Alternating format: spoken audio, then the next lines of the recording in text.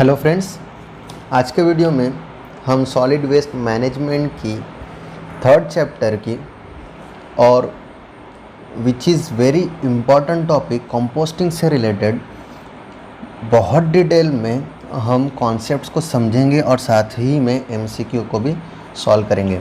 तो मेरी रिक्वेस्ट रहेगी कि जो मैं एक्सप्लेनेशन दूंगा प्लीज़ उसको गौर से सुनिए, क्योंकि एमसीक्यू में मेन चैलेंज क्या होता है कि टॉपिक कौन से टॉपिक के ऊपर किस तरह से क्वेश्चन बन जाएगा ये हम गेस नहीं कर सकते। इस क्वेश्चंस को सॉल्व करने की जो ट्रिक है वो ये है कि कॉन्सेप्ट को सही से समझ लो। तो मैं आपको वही समझाने की कोशिश करूँगा कि आपको कॉन्सेप्ट ठीक तरह से अच्छी तरीके से समझ में आ जाए, सो दैट ऐसा तो होगा नहीं कि जो मैं एमसीक्यू आपको बता रहा हूँ वही question directly as it is exam में आ जाए। तो मेरी कोशिश ये है कि मैं आपको कॉन्सेप्ट्स को अच्छी तरीके से समझा दूं। तो प्लीज़ मेरे एक्सप्लेनेशन को ध्यान से समझिए, क्योंकि ये जो टॉपिक्स आज हम डिस्कस कर रहे हैं बहुत ही डिफ़िकल्ट टाइप के टॉपिक्स, आप इसको समझ सकते हो, क्योंकि एमपीएससी और आईईएस लेवल पर भी इन टॉपिक्स को समझना बहुत ही ज़्यादा मुश्किल है। मैं आप लोगों को बहुत ही सिंपल तरीके से समझाने वाला हूं और मैं आपसे ये उम्मीद रखता हूं कि आप प्लीज़ इसको हमेशा के लिए याद रखेंगे। मेरे दिल में ख्वाहिश थी ये वीडियो लेक्चर बनाने से पहले कि काश हमारे पास में फ्री टाइम अवेलेबल होता, हम डिटेल में सारी चीज़ों को बहुत अच्छी तरीके से समझते। लेकिन अभी तो फ़िलहाल हम एमसीक्यू को स्टिक अप रहेंगे, so that examination point of view आपको ये बहुत ज़्यादा यूज़फुल रहेगा। बाद में इन फ्यूचर हम एक एक टॉपिक को बहुत डिटेल में डिस्कस करेंगे कि so that your conceptual power will increase. ठीक है, तो हम शुरू करते हैं। First question is the composting can be carried out number 1 aerobically, anaerobically, both 1 and 2 and NOTA none of the above. देखिए, जो पहली मेथड है सॉलिड वेस्ट को डिकम्पोज करने की, देखिए हमने लास्ट चैप्टर में लास्ट जो वीडियो थी उसमें हमने जब डिस्कस किया था तो 4R सबसे पहले हमें ट्राई करना चाहिए। 4R क्या होता है हमने डिस्कस कर रखा है लास्ट वीडियो में, आप देख सकते हो सॉलिड वेस्ट मैनेजमेंट की जो सेकंड वीडियो हमारी, वो 4R को ट्राई करना चाहिए। 4R अगर हमारा अचीव नहीं हो पाता है तो उसी के बाद में ही हम क्या करते हैं, सॉलिड वेस्ट को डिस्पोज करते हैं, उसका हम डिस्पोजल करते हैं। तो उसकी एक मेथड है कंपोस्टिंग। अब कंपोस्टिंग मेथड से रिलेटेड बहुत सारे क्वेश्चंस एग्ज़ाम में आ सकते हैं। मैं आपको कंपोस्टिंग मेथड को थोड़ा सा अच्छी तरीके से सिंपल लैंग्वेज में समझाता हूँ। देखिए, कंपोस्टिंग मेथड में एक्चुअल में होता क्या है कि ये कंपोस्टिंग मेथड एरोबिक प्रोसेस भी है, एनएरोबिक प्रोसेस भी है। मैं आपको पहले समझाता हूँ कि एरोबिक प्रोसेस मतलब क्या। एरोबिक मीन्स ऐसी प्रोसेस जिसमें एयर का इन्वॉल्वमेंट हो। एयर में क्या होती है हमारी ऑक्सीजन, मीन्स ऐसी प्रोसेस जिसके अंदर हमारी ऑक्सीजन का इन्वॉल्वमेंट हो, उस प्रोसेस को हम कहते हैं एरोबिक प्रोसेस। और ऐसी प्रोसेस जिसके अंदर ऑक्सीजन अवेलेबल ना हो, with in the absence of oxygen अगर वो प्रोसेस हो रही है तो हम उसको कहते हैं एनएरोबिक प्रोसेस। तो कंपोस्टिंग प्रोसेस एक्चुअली कॉम्बिनेशन है एरोबिक प्रोसेस और एनएरोबिक प्रोसेस दोनों की, इसलिए हमारा यहाँ पर आंसर तो हो जाएगा बोथ 1 and 2। लेकिन मैं कंपोस्टिंग की जो कंप्लीट प्रोसीजर है वो मैं आपको ब्रीफली समझाने की कोशिश करता हूँ with my minimum words, with my minimum possible words. आप इन वर्ड्स की वैल्यू को समझिए और ठीक तरीके से इसको हमेशा के लिए याद रखने की कोशिश कीजिए। देखिए, कंपोस्टिंग प्रोसेस में इनिशियली स्टार्ट किस तरह से होता है कि सबसे पहले हम क्या करते हैं, थोड़ा सा जो हमारा सॉलिड वेस्ट है उसके अंदर हम ऑक्सीजन को ऐड करते हैं। ऑक्सीजन किस तरह से ऐड होगी, हमारी एयर में ऑक्सीजन अवेलेबल होती है, तो हम क्या करते हैं, बस जो सॉलिड वेस्ट है उसको टर्न करते हैं, ऊपर का नीचे, नीचे का ऊपर, जिससे क्या होगा वो सफिशिएंटली एयर के कांटेक्ट में आएगा और एयर में जो ऑक्सीजन अवेलेबल है वो उसके अंदर इंक्लूड हो जाएगी, जिसकी वजह से सॉलिड वेस्ट में भी ऑक्सीजन फ्रीली अवेलेबल हो जाएगी।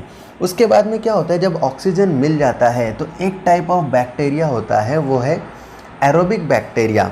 देखिए, ऐसे बैक्टीरियाज जो ऑक्सीजन को यूटिलाइज करके अपना काम करते हैं, वो सर्वाइव करते हैं, उन बैक्टीरियाज को कहते हैं एरोबिक बैक्टीरिया।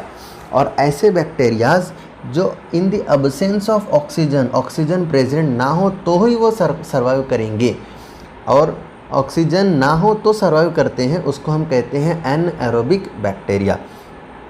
और एक चीज़ और, एक होती है बायोलॉजिकल एक्टिविटी। बायोलॉजिकल एक्टिविटी मतलब क्या कि micro organisms and organic matter, इनकी जो फाइट होती है उसको हम कहते हैं बायोलॉजिकल एक्टिविटी। माइक्रो ऑर्गेनिजम्स, इसी के लिए हमारे पास में दूसरा वर्ड होते हैं बैक्टीरिया। अभी देखिए, एक जंग हो रही है, मतलब लड़ाई हो रही है किसके अंदर, ऑर्गेनिक मैटर में और micro organism. Micro organism and bacteria both are the same thing. मैं बैक्टीरिया का वर्ड यूज़ करूँ तो आपको माइक्रो ऑर्गेनिज्म ही समझना है।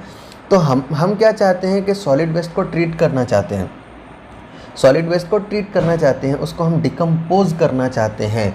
और डिकम्पोज कब होगा सॉलिड वेस्ट, जब उसके अंदर से ऑर्गेनिक मैटर कम्प्लीटली ख़त्म हो जाएगा। और ऑर्गेनिक मैटर को ख़त्म करने वाला जो है वो है बैक्टीरिया, और उसी को हम बोलते हैं माइक्रो ऑर्गेनिज्म। तो हमारे फेवर में कौन है, बैक्टीरिया है, और हमारे अपोज में कौन है, ऑर्गेनिक मैटर है। तो सबसे पहले जब हमारी ऑक्सीजन उसके अंदर ऐड हो जाएगी सॉलिड वेस्ट के अंदर, तो एक बैक्टीरिया है जिसका नाम है मेसोफिलिक बैक्टीरिया। ये मेसोफिलिक बैक्टीरिया एरोबिक बैक्टीरिया है, ऑक्सीजन को यूटिलाइज करके ये ऑक्सीडेशन की प्रोसेस करता है। तो ये क्या करता है, मेसोफिलिक बैक्टीरिया इमीडिएटली अपना काम करना शुरू करता है, ऑर्गेनिक मैटर्स को ढूंढता है सॉलिड वेस्ट में से और उनका डिकम्पोजिशन करना स्टार्ट कर देता है, जिसकी वजह से क्या होता है, ऑर्गेनिक मैटर्स जो कि हमारे दुश्मन हैं वो क्या हो जाते हैं, कम होना शुरू हो जाते हैं। और फिर उनके बाद में रिजल्टिंग जो एंड प्रोडक्ट जो डेवलप होता है लास्ट में, वो होता है कार्बन डाइऑक्साइड, वहाँ पे जनरेट होती है और हीट जनरेट होती है। अब क्या करेंगे ये मेसोफिलिक जो बैक्टीरियाज हैं वो क्या करेंगे, फटाफट ऑर्गेनिक मैटर को ढूंढेंगे और उनका डिकम्पोजिशन करते रहेंगे, जिससे क्या होगा, धीरे धीरे कार्बन डाइऑक्साइड बढ़ती चली जाएगी और धीरे धीरे हीट भी बढ़ती चली जाएगी। Heat is nothing but the temperature. तो धीरे धीरे टेम्परेचर बढ़ते चले जाएगा और ये temperature will increase up to 45 degree centigrade. और जब 45 डिग्री सेंटीग्रेड ये टेम्परेचर अचीव हो जाता है तो उसके बाद में दूसरा हमारा हीरो पिक्चर में आता है। उस हीरो का नाम है थर्मोफिलिक बैक्टीरिया। थर्मोफिलिक बैक्टीरिया ये टेक ओवर कर जाते हैं मेसोफिलिक बैक्टीरिया को, और फिर थर्मोफिलिक बैक्टीरिया जो ऑर्गेनिक मैटर बचे हुए रहते हैं उनको डिकम्पोज करना, उनको मारना शुरू कर देते हैं। फिर से ऑर्गेनिक मैटर का डिकम्पोजिशन शुरू हो जाता है। लेकिन थर्मोफिलिक बैक्टीरिया, इन बैक्टीरिया की ख़ास बात क्या है कि ये एक ख़ास टेम्परेचर रेंज के अंदर काम करते हैं। अभी देखिए, मैंने आपको बताया था कि ऑर्गेनिक मैटर जब मर रहे थे तो क्या होता है कि कार्बन डाइऑक्साइड वहाँ से रिलीज़ होती है और हीट बढ़ना शुरू हो जाती है, हीट बढ़ना शुरू हो जाती है और वो heat up to 45 degree centigrade reach कर जाती है। और फिर उसके बाद में थर्मोफिलिक बैक्टीरिया वहाँ पर आ जाते हैं, फिर वो लोग भी ऑर्गेनिक मैटर को डिकम्पोज करना शुरू कर देते हैं, जिसकी वजह से और टेम्परेचर इंक्रीज़ कर जाता है और ये temperature up to 60 degree centigrade तक के पहुंच जाता है। लेकिन हमको क्या करना चाहिए कि आर्टिफिशियली हमको कुछ तो भी ऐसी प्रोसेस करना पड़ेगी कि ये टेम्परेचर हमारा कंट्रोल्ड रहे, बहुत ज़्यादा टेम्परेचर इंक्रीज़ ना होता जाए। क्योंकि अगर टेम्परेचर हमारा 60 डिग्री सेंटीग्रेड से ज़्यादा बढ़ गया तो डिकम्पोजिशन की जो प्रोसेस है, थर्मोफिलिक बैक्टीरियाज जो डिकम्पोज कर रहे थे उनका क्या होता है, एक्टिविटी स्लो डाउन हो जाती है।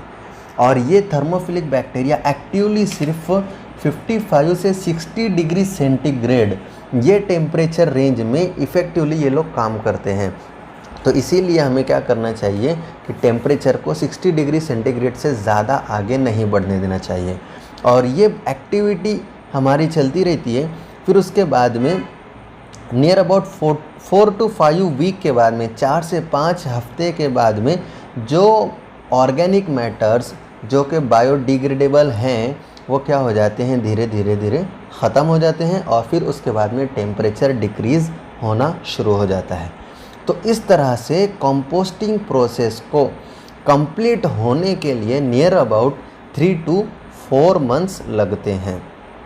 ठीक है, इस तरह से मैंने शॉर्टकट में आपको ब्रीफ में एक्सप्लेन किया है। इसमें और भी बहुत सारी चीज़ें हैं, हम इसको बाद में किसी और वक्त डिटेल में डिस्कस करेंगे। Next question, aerobic micro organisms are required for aerobic process and aerobic process both 1 and 2 and NOTA. मैंने अभी बताया कि aerobic micro organisms means aerobic bacteria ये कब काम करते हैं? एरोबिक कंडीशन में। Aerobic means in the presence of oxygen, तो हमारा आंसर रहेगा aerobic process. Next question is anaerobic microorganisms are required for aerobic process and aerobic process both 1 and 2 and nota।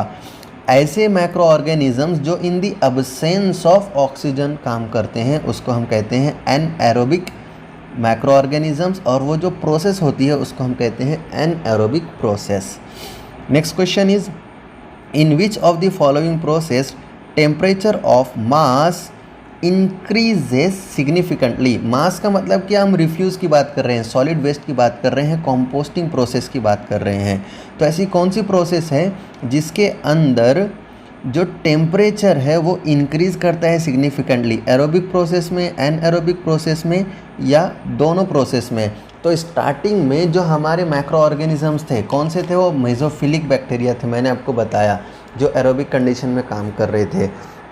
तो उनकी वजह से टेम्परेचर इंक्रीज़ होता है सिग्निफिकेंटली, तो इसीलिए हमारा आंसर रहेगा aerobic process. Next question is in which of the following process methane and carbon dioxide gases are evolve. Methane gas actually anaerobic process के बाद में ही इवॉल्व होती है। कार्बन डाइऑक्साइड तो एरोबिक में भी इवॉल्व होती है, वो भी रिलीज होती है, but methane gas releases in after the completion of anaerobic process, तो हमारा आंसर रहेगा anaerobic process. The anaerobic method of mechanical composting as practised in India is called as Indore method, Mangalore method, Bangalore method, none of these. तो इसका answer है Bangalore method. देखिए दो method है हमारे पास में अवेलेबल, एक एरोबिक मेथड है और एक एनएरोबिक मेथड है।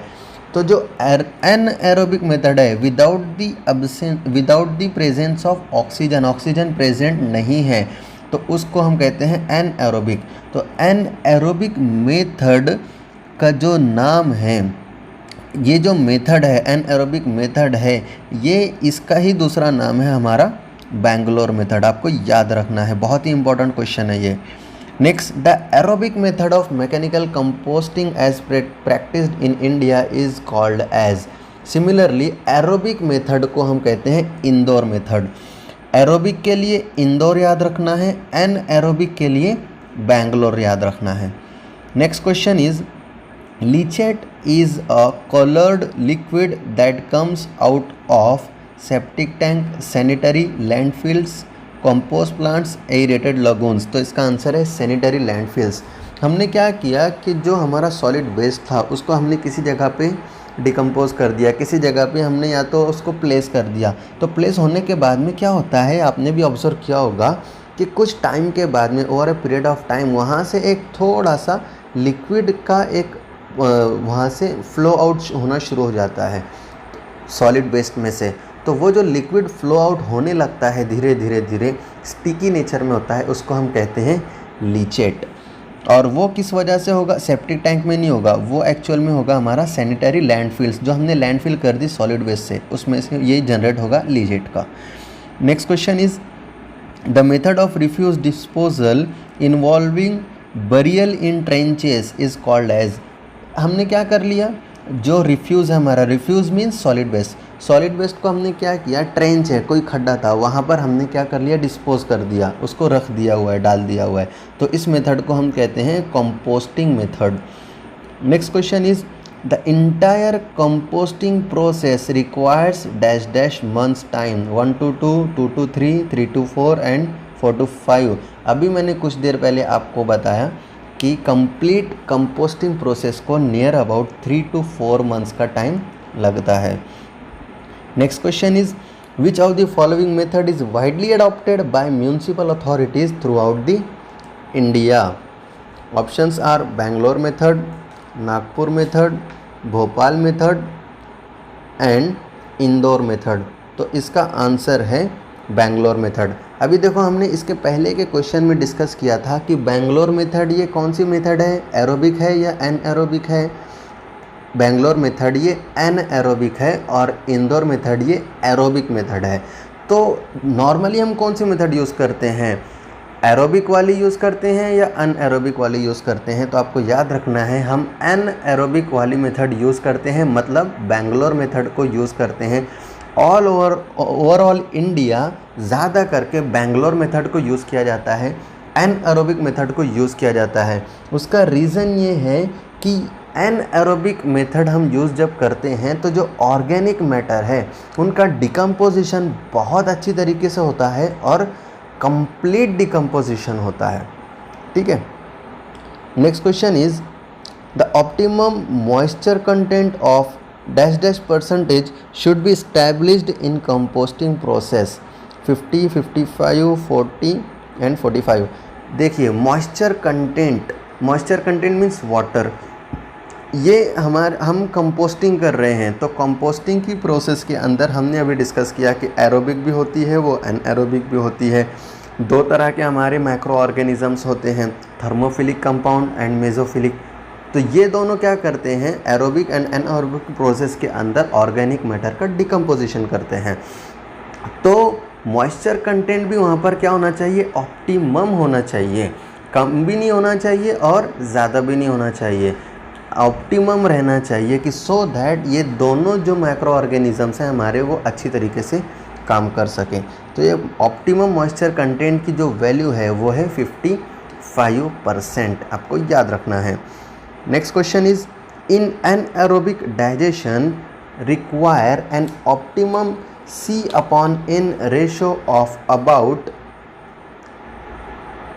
10 to 30, 30 to 50, 50 to 70, 70 to 90।